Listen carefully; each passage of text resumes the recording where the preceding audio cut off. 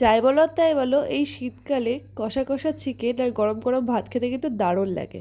যেমন বলা তেমন কাজ, এদিকে দেখছি চিকেন আনা হয়ে গেছে। হঠাৎই সন্ধ্যাবেলায় ঠিক হয় যে রাতের বেলায় আমাদের চিকেন হবে।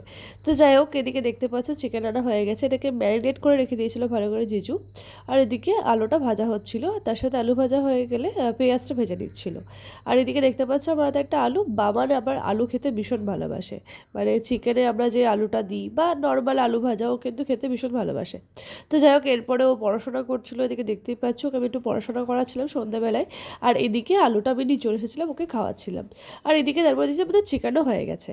আর এটা ছিল চিলি বেবিকর্ন, যেটা খেতে প্রচুরই টেস্টি ছিল। তো যাই হোক, এরপর দেখতে পাচ্ছ বাবার লেগ পিসটা নিয়ে কী করে খাচ্ছে। ও কিন্তু চিকেন খেতে বেশি ভালোবাসে। ও কিন্তু বিবির মতনই হয়েছে, বিবি যেরকম চিকেন লাভার। তো এরপর আমরা গরম গরম বেগুন পোড়া আর তার সাথে কষা কষা চিকেন আর একটা গন্ধরাজ লেবু নিয়ে নিয়েছিলাম। তো এই ছিল আমাদের কালকের ডিনার। আজকের মতন আসি, টাটা বাই বাই।